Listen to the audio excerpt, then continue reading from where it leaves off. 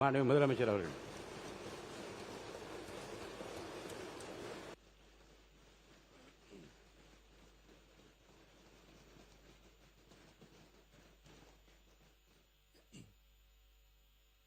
மாண்புமிகு பேரவைத் தலைவர் அவர்களே, நமது அரசால் பெண்கள் பயன்பெறும் வகையில் அவர்களின் முன்னேற்றத்திற்காகவும் பாதுகாப்பிற்காகவும் பல்வேறு திட்டங்கள் தீட்டப்பட்டு இதுவரை சிங்கப்பெண் சிறப்பு அதிரடிப்படை திட்டம், தாய்மாமன் தங்கமோதிர திட்டம், வெற்றி மகளிர் ஆடுகள் வளர்ப்பு திட்டம், அண்ணனின் சீர்திட்டம் போன்ற திட்டங்கள் அறிவிக்கப்பட்டு அதற்கான நிதி ஒதுக்கீடும் செய்யப்பட்டு நடைமுறைப்படுத்த நடவடிக்கைகள் மேற்கொள்ளப்பட்டு வருகிறது. மேலும் நமது அரசு மக்களின் வாழ்வாதார முன்னேற்றத்தினை முதன்மை நோக்கமாக கொண்டு வெற்றி தொலைநோக்கு திட்ட ஆவணத்தினை வெற்றி விஷன் டாக்குமெண்ட் வெளியிட்டுள்ளது. அந்த திட்ட ஆவணத்தின் அடிப்படையில் இலக்கு நிர்ணயம் செய்து பல்வேறு திட்டங்கள் அடுத்து வருகின்ற 1ஆம், 3ஆம் மற்றும் 5ஆம் ஆண்டிற்குள் நிறைவேற்றத்தக்க திட்டங்களாக வகைப்படுத்தப்பட்டுள்ளது. சிறப்பினமாக பெண்கள் பயன்பெறும் வகையில் பல்வேறு திட்டங்களுக்கு செயல் வடிவம் கொடுத்து இவ்வரசு நிறைவேற்றும். கடந்த 4 மாதங்களாக வளைகுடா பகுதியில் நிலவி வரும் போர் சூழல் காரணமாக எரிவாயு சிலிண்டர் கிடைப்பதில் தட்டுப்பாடு நிலவி வருகின்றது. இதனால் மாற்று எரிபொருளை பயன்படுத்தி வருவதாலும் எரிவாயு சிலிண்டர் விலை உயர்வினாலும் பொதுமக்கள் தங்களது வருவாயிலிருந்து கூடுதலான தொகையினை செலவிட்டு இன்னலுக்கு ஆளாகி வருகின்றனர். இதனை கருத்திற்கொண்டு நிதி நெருக்கடியான சூழலிலும் பொதுமக்களின் நிதிச்சுமையினை குறைக்கும் வகையிலும் பொதுமக்களின் நலனை பாதுகாக்கவும் மக்களுக்கு அளித்த வாக்குறுதியை நிறைவேற்றும் நோக்கிலும் எரிவாயு சிலிண்டருக்காக செலவழிக்கப்பட்டு வரும் தொகையினை அவர்களுக்கு வழங்க இவ்வரசு முடிவு செய்துள்ளது.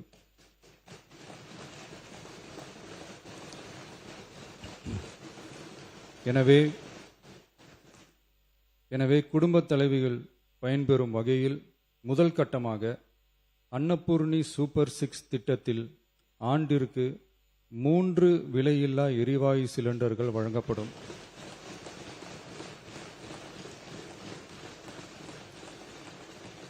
எரிவாயு சிலிண்டருக்கான விலை பயனாளிகளின் வங்கி கணக்கில் நேரடியாக வரவு வைக்கப்படும். இத்திட்ட பயனாளிகள் எரிவாயு சிலிண்டர் பதிவு செய்து சிலிண்டர் பெற்றவுடன் எண்ணெய் நிறுவனங்களிடமிருந்து பட்டியல் பெற்று சிலிண்டருக்கான விலை பயனாளிகளின் வங்கி கணக்கில் வரவு வைக்கப்படும். இத்திட்டத்தினால் சுமார் 1,30,16,104 குடும்பங்கள் பயனடைவார்கள். அதாவது ஆண்டு வருமானம் ரூபாய் 2.5 லட்சத்திற்கு மிகாமல் உள்ள பொருளாதாரத்தில் பின்தங்கியுள்ள குடும்பத்தினர், சிறு குறு விவசாய குடும்பத்தினர், மாற்றுத்திறனாளி குடும்பத்தினர் போன்ற சமூகத்தில் உள்ள நலிந்த குடும்பத்தினர் பயனடைவார்கள். இத்திட்டத்தினை செயல்படுத்துவதற்கான ஆயத்த பணிகள் துவங்கப்பட்டுள்ளது. இத்திட்டம் வரும் பொங்கல் பண்டிகை ஜனவரி மாதம் முதல் செயலாக்கத்திற்கு கொண்டு வரப்படும்.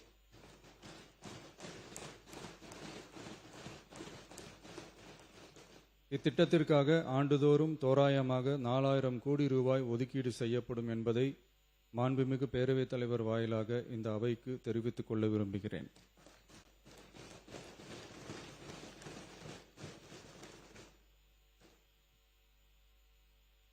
மாண்புமிகு பேரவைத் தலைவர் அவர்களே, சென்னையில் உள்ள மீனம்பாக்கம் விமான நிலையம் இந்திய விமான நிலையங்கள் ஆணையத்தால் AAI இயக்கப்படுகிறது. தற்போது இந்த விமான நிலையம் ஆண்டுக்கு 30 மில்லியன் பயணிகளை கையாளும் திறன் கொண்டதாக உள்ளது. வளர்ந்து வரும் சென்னை மாநகரத்தின் தேவைகளை கருத்தில் கொண்டும் பயணிகளின் வசதிகளை கருத்தில் கொண்டும் தொழில் வளர்ச்சியினை கருத்தில் கொண்டும் சரக்கு போக்குவரத்தை அதிகரிக்கும் வகையிலும் புதிய விமான நிலையம் அமைப்பதற்கான தேவை ஏற்பட்டு உள்ளது. புதிய விமான நிலையம் அமைப்பதற்கு தேர்வு செய்யப்படும் இடம் பெரிய அளவில் விவசாயிகளை பாதிக்காத வகையிலும் அதிக அளவில் குடியிருப்புகளை அகற்றாத வகையிலும் அமைய வேண்டும். ஆனால் முந்தைய அரசு விவசாயிகளை பெரிய அளவில் பாதிக்கும் வகையிலும் குடியிருப்புகளை அதிக அளவில் அகற்றும் வகையிலும் விமான நிலையத்தை அமைப்பதற்கான முயற்சிகளை மேற்கொண்டது.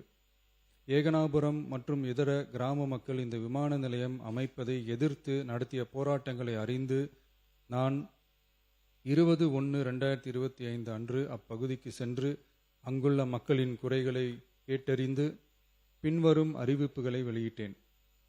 சென்னை பரந்தூர் மற்றும் அதனை சுற்றியுள்ள 12 கிராமங்களில் அமைய இருக்கும் விமான நிலையத்தை எதிர்த்து போராடும் மக்களுடன் நான் உறுதியாக நிற்கிறேன்.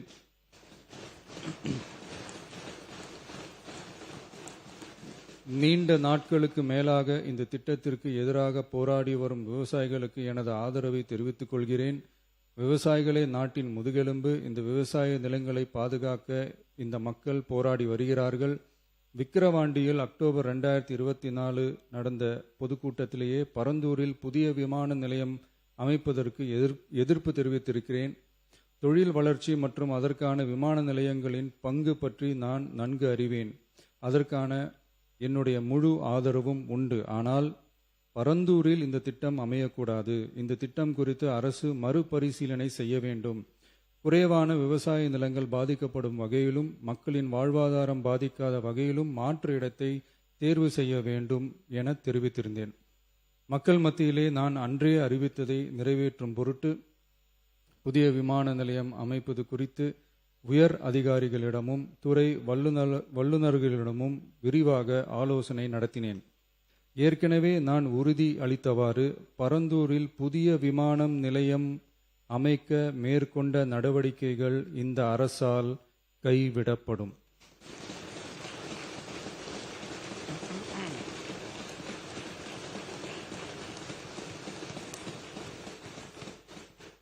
துறை சார்ந்த வல்லுநர்கள் மற்றும் கல்வியாளர்கள் ஆகியோர்களிடம் கலந்தாலோசித்து விவசாய நிலங்கள் மற்றும் குடியிருப்புகளுக்கு பெரிய அளவில் பாதிப்பு ஏற்படாதவாறு புதிய விமான நிலையம் அமைப்பதற்கான பொருத்தமான சில மாற்று இடங்கள் தேர்வு செய்யப்பட்டுள்ளன. அவ்விடங்களில் தொழில்நுட்ப ரீதியான சாத்தியக்கூறுகளை சம்பந்தப்பட்ட துறைகள் மூலம் விரிவான ஆய்வு மேற்கொண்டு புதிய விமான நிலையத்திற்கான இடம் விரைவில் இறுதி செய்யப்படும். இதற்கிடையில் சென்னை மீனம்பாக்கம் விமான நிலையத்தை மேலும் விரிவாக்கம் செய்து அதன் வடமேற்கு பகுதியில் ஆண்டுக்கு கூடுதலாக 20 மில்லியன் பயணிகளை கையாளக்கூடிய டெர்மினல் 5 என்ற புதிய பயணிகள் முனையம் அமைக்க ஏர்போர்ட்ஸ் அத்தாரிட்டி ஆஃப் இந்தியாவுடன் இணைந்து அணுகுசாலை மற்றும் மேம்பாலம் அமைப்பதற்கான நடவடிக்கைகள் மேற்கொள்ளப்படும். சென்னை மீனம்பாக்கம் விமான நிலையத்தில் தற்போது நடைபெற்று வரும் டெர்மினல் 3 பயணிகள் முனையம் கட்டுமான பணிகள் முடிவுற்ற பின் ஆண்டுக்கு 35 மில்லியன் பயணிகளை கையாளக்கூடியதாக இருக்கும். மேலும் புதிய டெர்மினல் 5 பயணிகள் முனையம் செயலாக்கத்திற்கு பிறகு ஆண்டுக்கு மொத்தம் 55 மில்லியன் பயணிகளை கையாளக்கூடியதாக இவ்விமான நிலையம் இருக்கும். இதன் மூலம் சென்னை விமான நிலையத்தின் சேவைகள் மேம்படுத்தப்படுவதோடு பயணிகளின் போக்குவரத்து தேவை புதிய விமான நிலையம் அமைக்கப்படும் வரை பூர்த்தி செய்யப்படும்.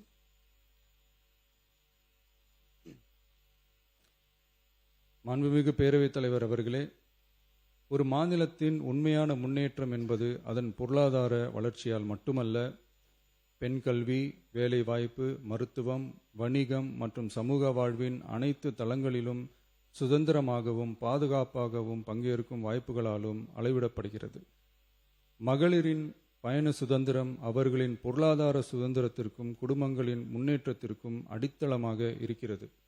தற்போது செயல்படுத்தப்பட்டு வரும் மகளிர் கட்டணமில்லா பயண திட்டத்தில் மாநகரம் நகர்ப்புறங்களில் சாதாரண மற்றும் மலைப்பகுதி பேருந்துகளில் 40 கிலோமீட்டர் வரை மட்டுமே பயணம் செய்ய அனுமதிக்கப்பட்டு வருகிறது. எக்ஸ்பிரஸ், LSS, டீலக்ஸ் பேருந்துகள் மற்றும் புறநகர் பேருந்துகளில் கட்டணமில்லா பயணம் அனுமதிக்கப்படுவதில்லை. தமிழ்நாட்டின் எந்த பகுதியிலும் வசிக்கும் ஒரு மகளிரும் போக்குவரத்து கட்டணத்தால் தமது வாய்ப்புகளை இழக்கக்கூடாது என்ற சமூக நீதி சிந்தனையை இவ்வரசு முதன்மையாக கொண்டுள்ளது. இதனை கருத்தில் கொண்டு மகளிர் கட்டணமில்லா பயண திட்டத்தை விரிவுபடுத்தி பெருமளவில் பயனளித்திடும் விதமாக வெற்றி பயணம் என்ற பெயரில் தேசத்தந்தை மகாத்மா காந்தியடிகளின் பிறந்த நாளான அக்டோபர் 2ஆம் தேதி முதல் செயல்படுத்த அரசு முடிவு செய்துள்ளது.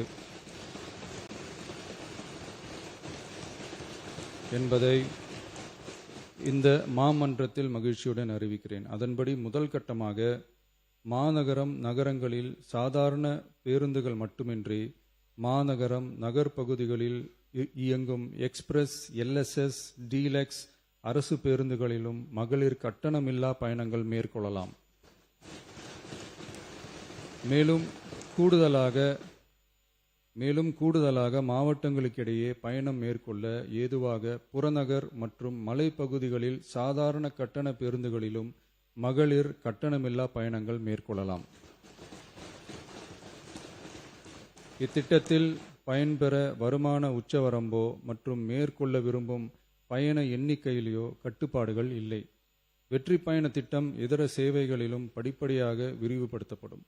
இதன் மூலம் மாநிலம் முழுவதும் மகளிருக்கான எளிதில் அணுகக்கூடிய பொது போக்குவரத்து வசதி பெருமளவில் கிடைக்கும்.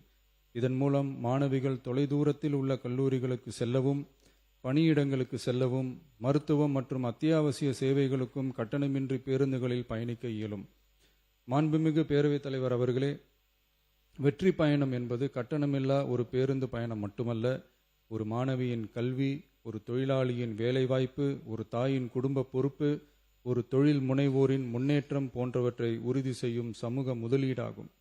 தமிழ்நாட்டின் எந்த பகுதியில் வாழ்ந்தாலும் மகளிரின் இயக்க சுதந்திரத்திற்கும் பொருளாதார முன்னேற்றத்திற்கும் அரசு உறுதுணையாக இருக்கும். இத்திட்டத்தின் கீழ் திருநரும் டிரான்ஸ்ஜெண்டர் கட்டணமில்லா பயணங்கள் மேற்கொள்ளலாம். வெற்றி பயணம்